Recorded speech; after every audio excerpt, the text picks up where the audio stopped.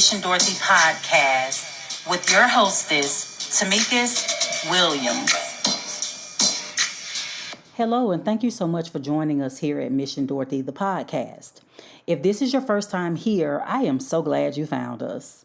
If you've been riding with me for a while, welcome back.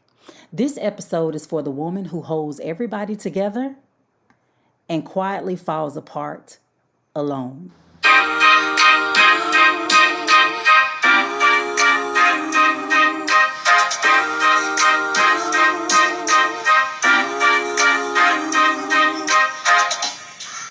There is a woman in your life,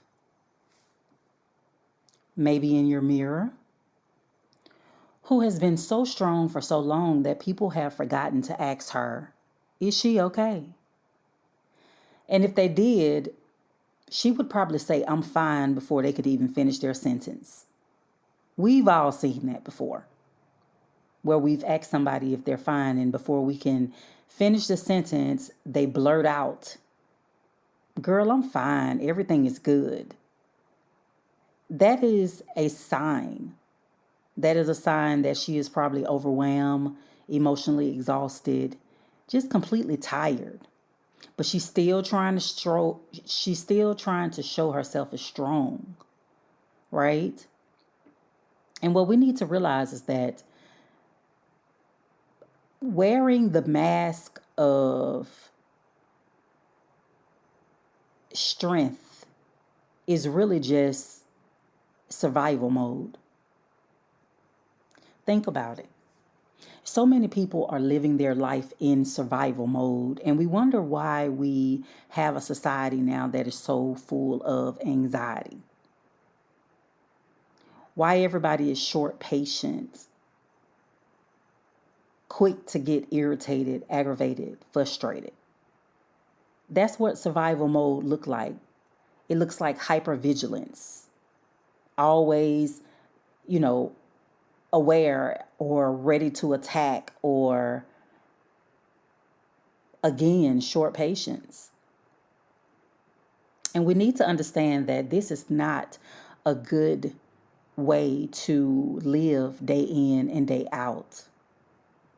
Because we need to understand that our body works to hold every emotion we have.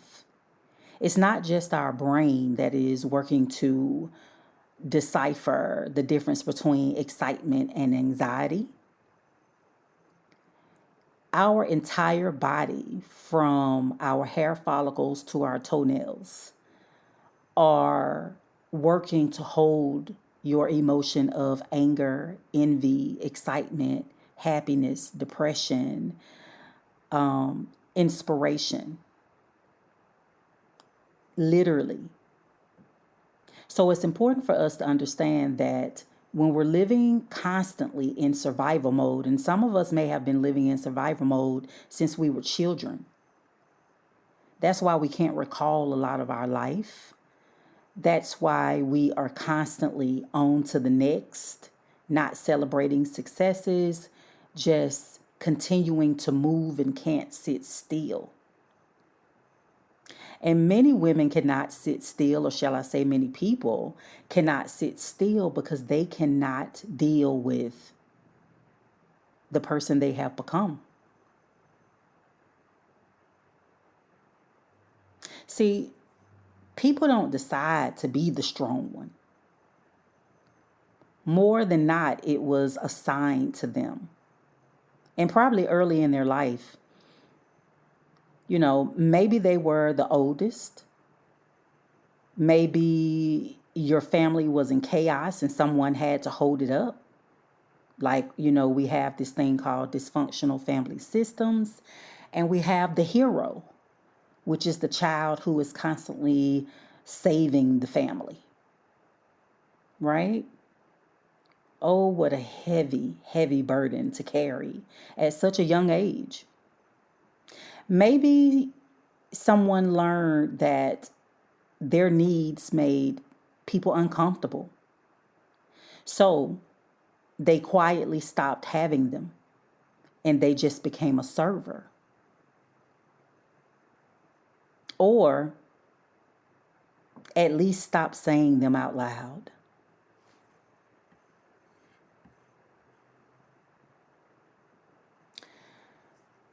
The cost of being the strong one is expensive. Here is what being the strong one is actually costing you. I want you to think about, are your relationships transactional? Do people come to you, but do they really know you? Is your health suffering? Are your dreams put on the back burner all the time?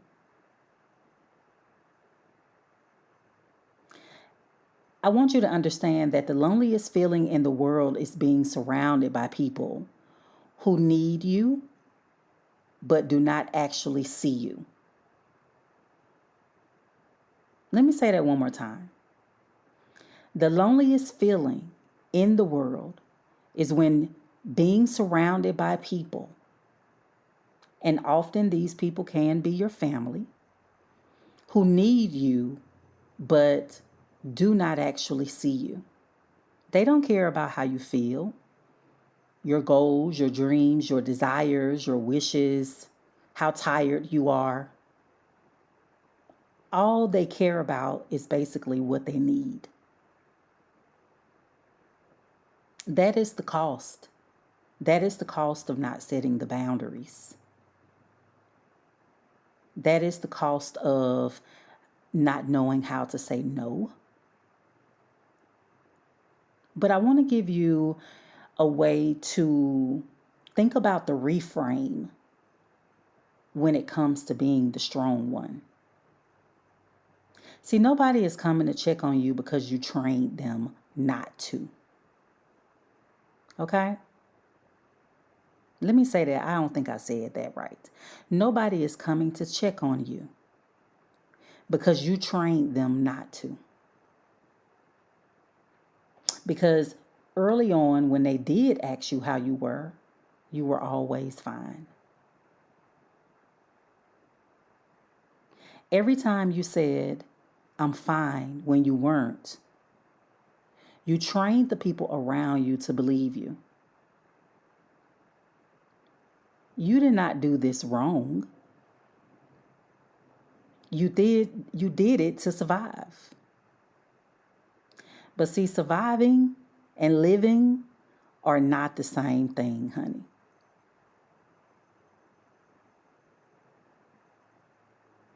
I want you to know what's possible. What if being known, and I mean really known, was available to you? Not the capable version of you, though. I mean the human version of you. The version that is really human, that is struggling for real, and that is real and authentic.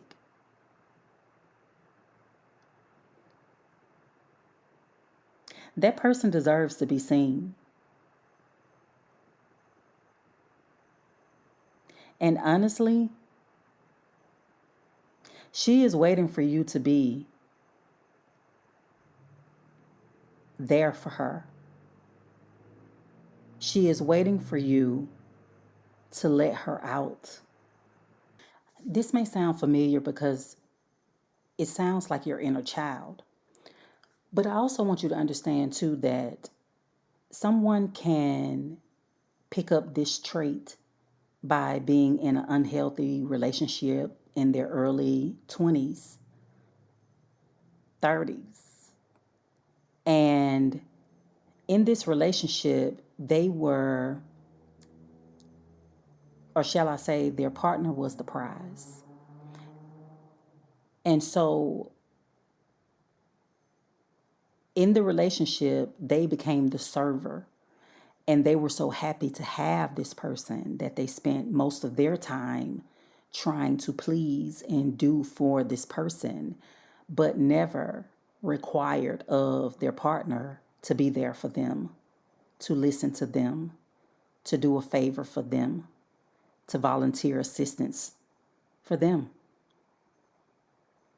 And after being in this relationship for 2, 3 years, 4 years, it's easy to pick up this strong woman characteristic trait, and then you carry this into the rest of your relationships, whether romantic or not, because now it has become a habit of yours. And sometimes what was a habit will see. I knew someone like this. She was groomed as a child to be the strong one. She was parentified early, and her role was to see after her younger siblings. So therefore, she was the one cooking and cleaning and helping with homework when she was just a child herself. And so this behavior became her norm, and this is who she became. And as she grew up, this is how she moved in her friendships as well as her relationships, taking care of everybody. But the human mind, heart, body can only take so much. It too needs to be nurtured. And so she started to have these migraine headaches, and she couldn't understand where it was coming from. And so basically the doctor was telling her that it's coming from stress. And the doctor decided to refer her, or just, recommend that maybe she look into therapy so that she can kind of process everything that she's going through, because she's been through a lot as far as losses and life transitions, health issues, and serving others. And, sometimes our mental issues can manifest in our bodies physically. And so now here she is with migraines. And long story short, she ends up going to therapy. And in therapy, the goal was to process, she had some delayed grief. She was in a state of depression, and she's having these migraines. And the goal was to help her to understand that she had value too, right? She was raised to be the good girl, but the thing about it was that the good girl it was like a uniform, but she never saw herself as that. And the goal was that she had to build up her self-esteem, her self-worth, her self-concept, how she see herself, how she view herself, and how she feel about herself, right?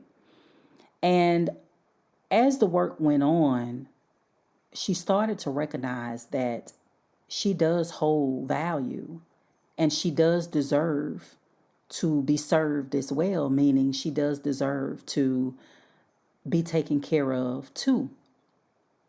So with this new revelation, she started out with setting some soft boundaries with those around her. And of course, as she set those boundaries, they were so used to the old version of her, this authentic version of her that she was getting to know. People did not like it because they were not getting what they were used to getting from her. So now she is learning how to say no. She's learning how to set boundaries. She's learning how to think before responding. She's learning that she too deserves rest, time to herself. She recognized that she deserves to be seen about, right? And so as time went on, some relationships ended, some relationships changed because those who truly loved her were willing to adjust. And those who had been asking her all this time, was she okay? And she kept saying that she was. Those were the ones that she could really be honest with, because they saw it all along. They saw that she wasn't okay, but she was putting this mask on. But yet, they wanted to be there for her, but she just would not allow them to. So, I have this little thing called receipts. Receipts over reasons. Don't give me all these reasons, but show me the receipts, the proof, right? And for her receipts was, number one, the migraine started to slow down and not be as intense. And eventually they started to spread out, and eventually they went away. So that was one receipt to show that she was moving in the right direction by getting to know her authentic self, but understanding that she does have worth. And her second receipt was that she was able to weed and seed people out of her life. Those who were just there to gain, she was able to let them go. And those who were there to reciprocate and love her and see about her the same way she did for them, those were the ones that she kept. And so she was able to have healthier relationships. That's receipt number 2. And receipt number 3 is she started walking lighter. She felt comfortable in her own high heel.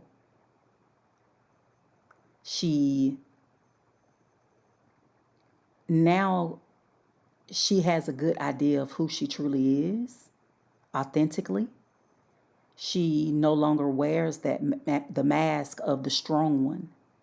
She recognizes that she is human. And humans deserve to rest and be treated well and be loved and taken care of. And that was the best and biggest receipt of them all. So I want to go over 3 strategies you guys may need to take into consideration. And then I'm going to give you your homework. So strategy number 1 is I want you to audit your relationships. I want you to take a mental inventory. Who in your life knows the real version of you right now and have shown you that they want to be there for you and that they love you and care for you? And I mean, not the capable version of you, but the struggling version of you, right? And honestly, if you cannot name one person, that is your first assignment. Not to find them, just to notice the gap. Okay? Strategy 2 is, let me go back to strategy 1. Because we have to weed and seed, right?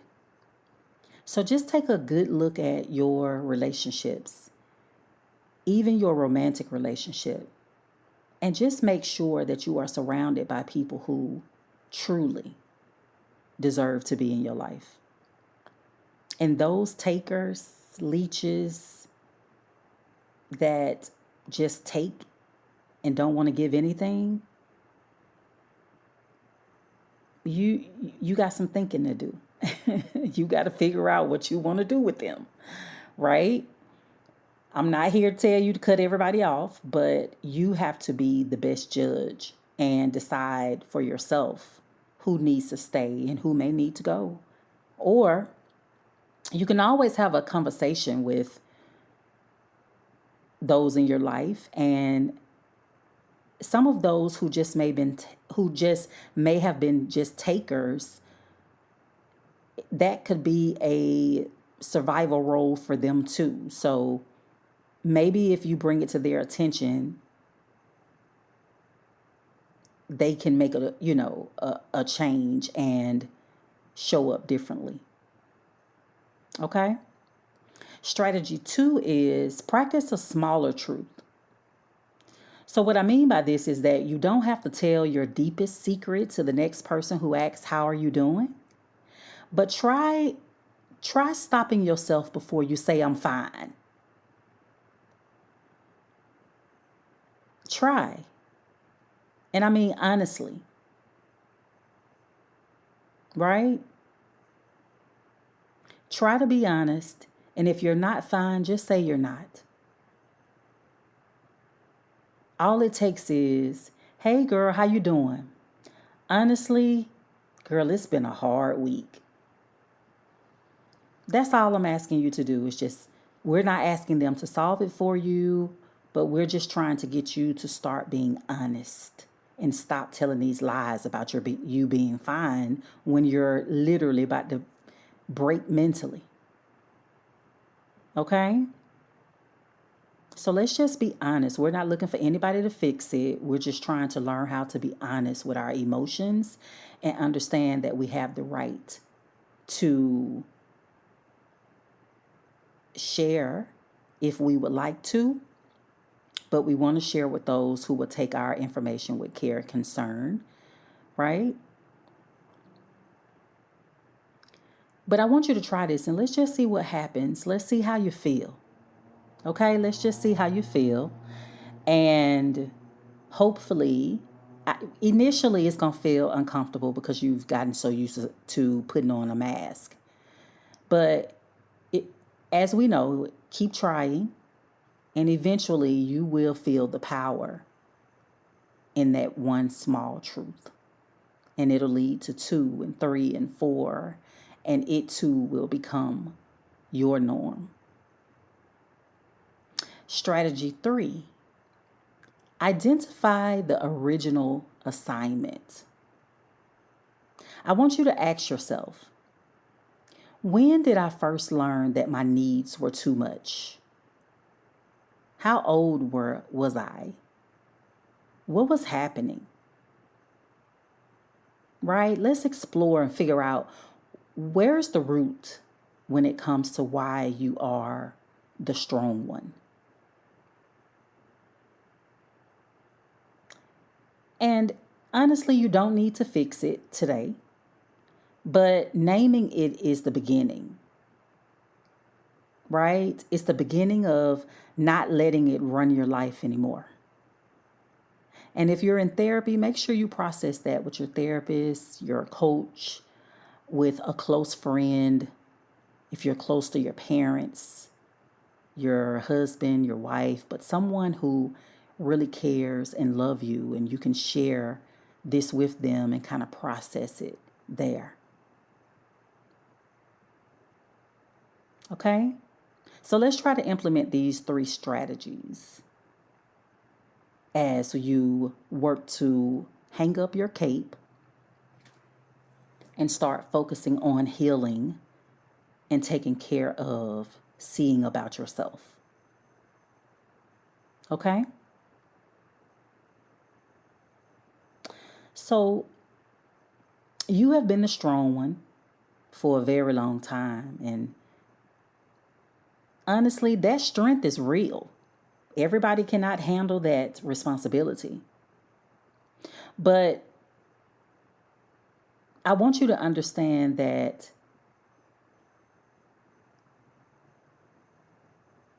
strength is real, but so is your need to be held, to be seen about, to be cared for. I want you to understand that being known is not a weakness. It is really the bravest thing a woman can do,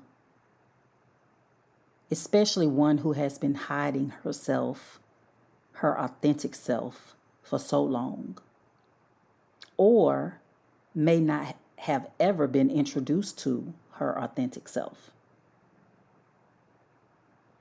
I just want you to know that you are allowed to be human, but most importantly, you are allowed to come home within yourself. So, it's homework time. So, I know I gave you 3 strategies for you to implement, but I want to give you some homework. It's one assignment, only one, okay? So, this week, or over maybe the next 2 weeks, or 2 weeks, I'm giving you 2 weeks. Tell one person one real thing that is hard right now. And I don't mean just, I'm tired. You do that in your strategies. But for your homework, I want you to tell a safe person something specific and true that you may be struggling with or need help with. Okay? Then I want you to come back and leave a comment or a review, or you can hit me up on social media under Mission Dorothy on Instagram and let me know how it went. I really want to hear what happened. I do hope that whoever you choose is a safe person and someone who can receive as well as support. But if they do not reciprocate or just show interest in you, then hey, mental note that response, okay? All right. Well, this is the end of this episode. Please check us out on Substack,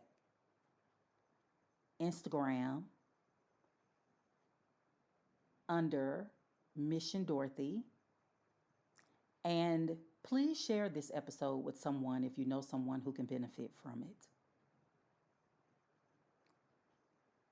If you need to, go ahead and listen again because I really want you to break this pattern of being the strong one because it's really a danger to your health mentally and physically. All right?